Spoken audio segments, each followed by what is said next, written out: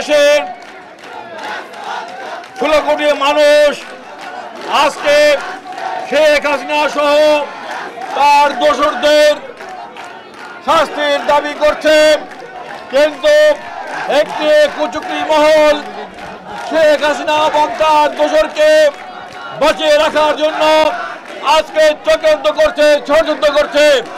আমরা বলতে চাই যে ফ্যাসিস্ট সরকার প্রধান শেখ হাসিনা বাংলাদেশে গত 16 বছরে হাজার হাজার নেতা কর্মীকে হত্যা করেছে, লিয়াকলিকে গুম করেছে, চৌধুরী আলমকে গুম করেছে, সুমনকে গুম করেছে, জাকিরকে গুম করেছে।